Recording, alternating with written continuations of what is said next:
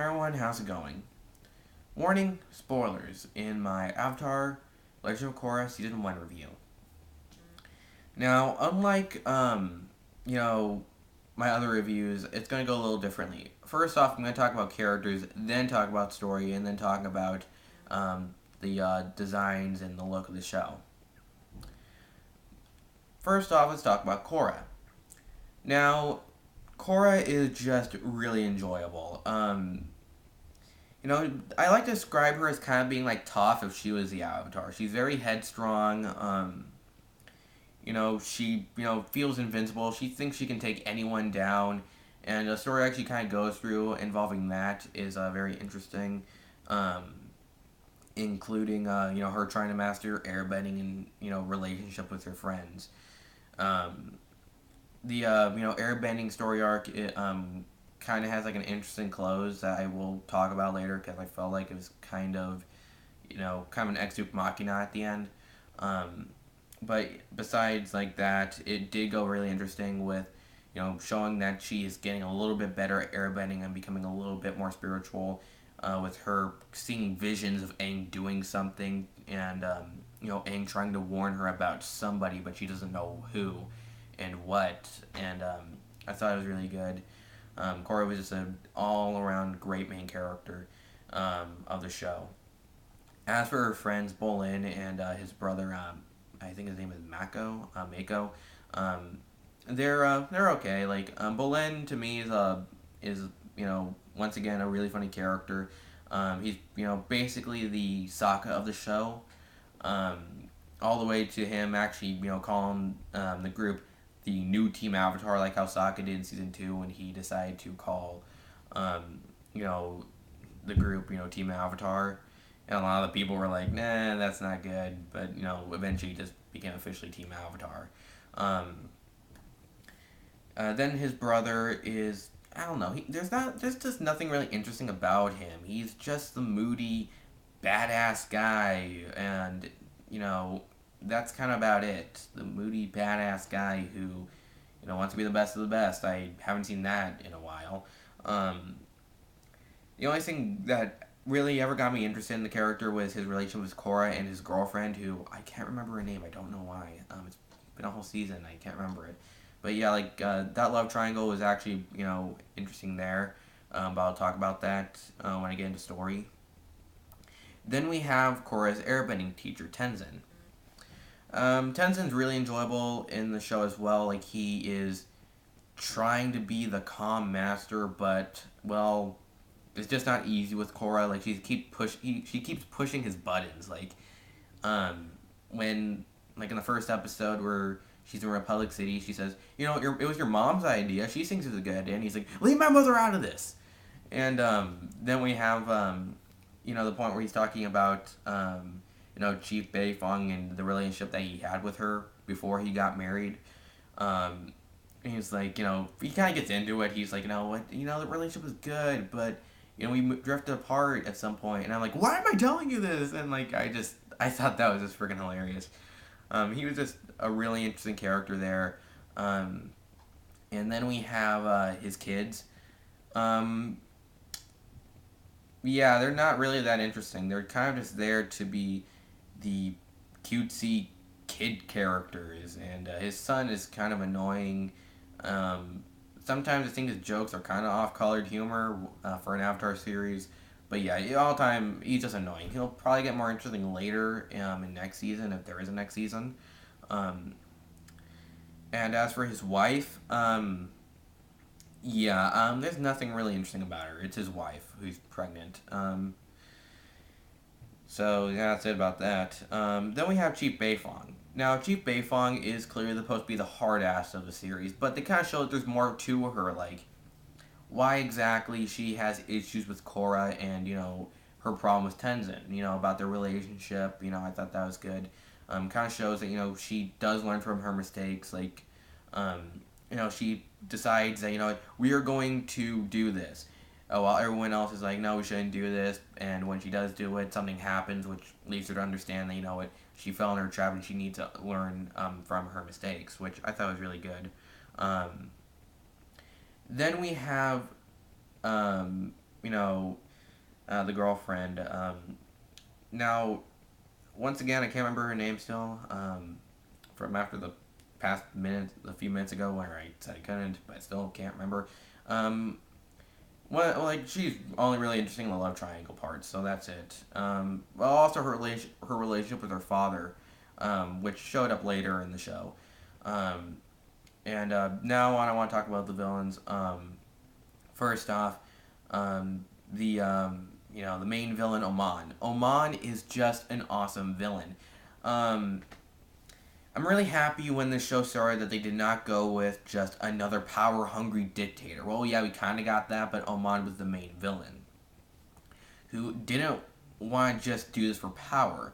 Like, power was part of it, but most of it was just because he really did believe that, people should be equal. Even though he himself was not, a non bender. We learn later that he is a blood bender, and how he's been taking away bending is actually by using blood bending. Which is something I think they should have talked about maybe next season if there is another season. But I'm gonna talk about that. But yeah, he was a really interesting character, and I like that he thinks ahead. Like when Korra finds out that he is a bloodbender and the brother of one of the council members of Republic City, Tarlek, she tries to call him out. You're not who you say you are. You're not burned. You didn't get hurt. And Amon decides to reveal his face, and it reveals that he is scarred. Well, it's not a scar, it's just makeup. But I was like, holy crap, it's really cool. He knew that this would probably happen. He knew that somebody would probably find out about this. So I thought he was a really interesting villain there. Then we have his brother Tarlek, who started off as just a power hungry villain, but then as we learn later, he is not like that actually. Like there's a reasons why he wanted to do this. He had issues with his father, and his father kept pushing him, making him a bloodbender, teaching him all these things, but always saying that he is a weakling. He's never gonna be better as his brother. And even though he didn't want to be like this, his father's anger and vengeance, followed him as a ghost, and I thought that was really good. Kind of showing that, even the power hungry characters who just seem like power hungry characters, have more to them. Like they actually show us reasons why they're like this. Then we have, the father of the girlfriend. Now, he's basically the guy who builds the weapons for the Equalists. Like he builds them everything, even robots. That is really awesome when you can say Avatar, the last Airbender series, sequel series will have robots. The Avatar fighting robots. That's just awesome to me. But yeah, like his character is really interesting. With him losing his wife and wanting his daughter to be with him, join him, be an equalist, understand that he's doing this because he doesn't want to see any more members of his family getting, killed by benders. Which, by the way, a lot of people, they freaking hate firebenders in Republic City. Firebenders are always the ones to blame. Like, Oman blamed firebenders for the scar, even though he didn't get scarred. And the father, he's just like, yeah, firebenders hurt my wife. Like, firebenders freaking screw up everything. Really messed up. So yeah, even when the war is over, firebenders are usually the villains.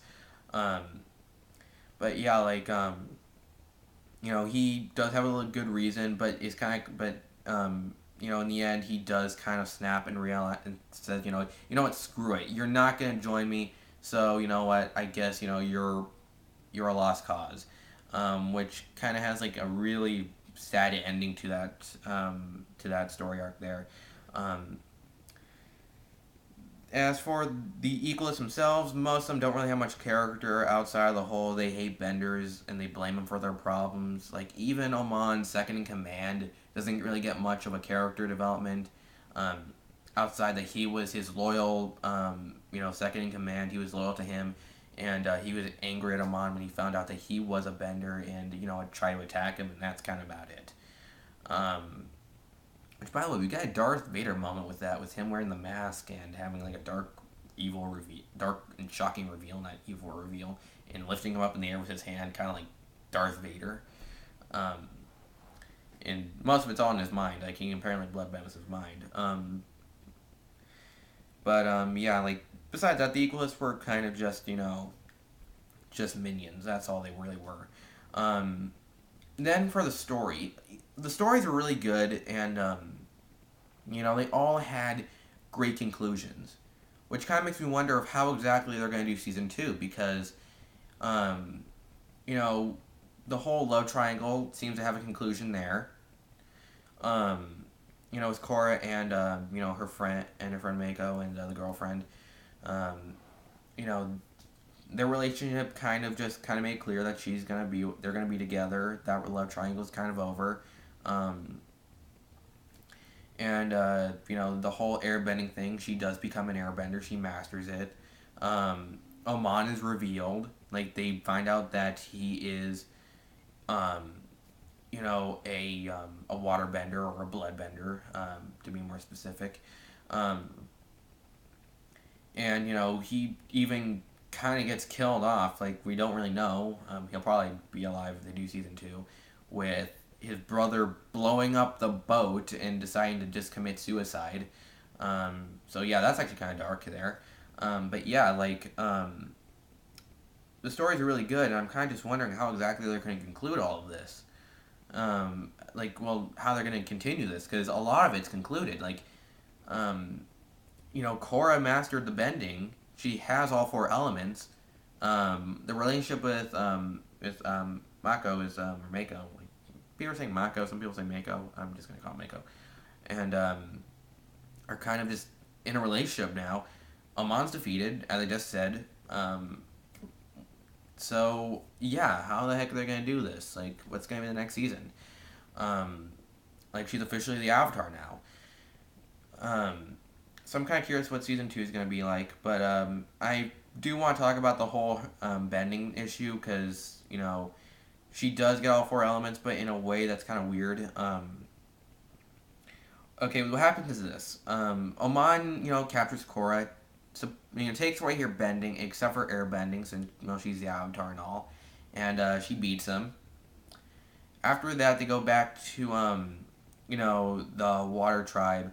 And Katara, sees that she, can't bend anymore. Like, Oman really severed it. There's no real possible way, she can get her bending back. She goes, she's moping, she's crying, and then Aang shows up, who's not a blue spirit thing, he's just regular Aang. And then, tells her that, yeah, you had to go to your lowest point to actually, connect to the spirit world. And then he gives back the bending. Which I gotta say is kind of weak. That's kind of just weird. So Aang Aang didn't really hit a lowest point when he hit the Avatar state. He hit the Avatar state, you know, immediately, you know, when he ran away. That's kind of about it. And he was always I guess since he was an airbending monk, he was spiritual, but still I feel like, yeah, that's kind of just a really big Ex Duke Machina there. It would have made more sense if Katara just did her blood bending to actually do it, since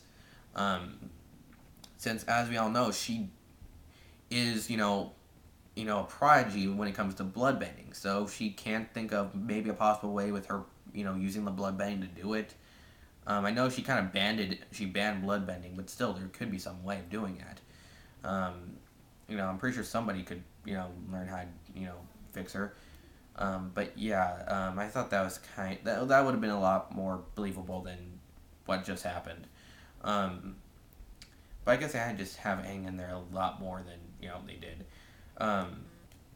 Then we also have, we also kind of get to see what happened to characters from the first series. Like, we see that apparently the Cabbage Merchant, yes, the Cabbage Merchant, the guy that we would see a lot in season 2, who would, and also in season 1, getting his cabbages destroyed, and he's like, "Oh, my cabbages!"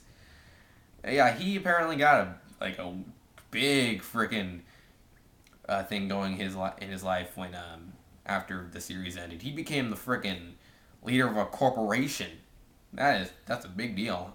We also see that Aang's other son Boomy um, is kind of basically like Boomy. He's wild. He's crazy. Like in the end of the season, when we see him, he's like whoa, like just going crazy and stuff. And we have Tenzin like, oh crap, gotta deal with him. Um, so yeah, we see that Aang's son's like a general. We see that Zuko's grandson is also a general. And his name is Iroh, kind of also showing that like Aang, he named um, you know his um, his offspring and his grandchildren after beloved friends and relatives.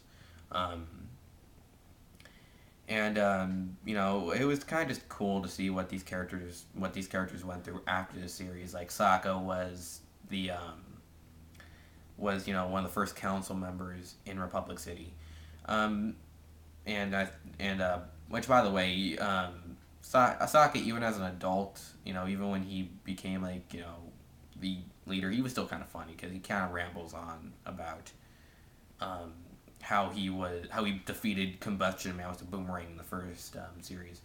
Um, but now on to the look of the show and the animation. Republic City looks amazing. The design of the buildings look really good with, kind of looking a little bit more modern.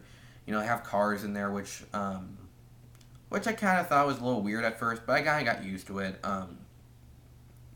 There's kind of like a World War II type feel near the end of the season, especially with the whole thing with the equalists. Believing that the world would be more pure if there weren't any benders, and with their leader kind of being a hypocrite, not being a full, you know, not being a non-bender entirely, just being a bender, which was kind of the same thing with Nazis. There's also kind of like plane. They also have planes in the end with bombs and everything, and we kind of have like that big struggle that there's possibly going to be another big war, which kind of reminded me a lot of the whole World War II type of stuff that you would see in history. Um, and as for like the animation is really good. The looks of the characters are really good, and it's a more updated version of the animation that they had in the first series. Um, there are times though I do think they kind of go a little too far with some of the looks, but not too much.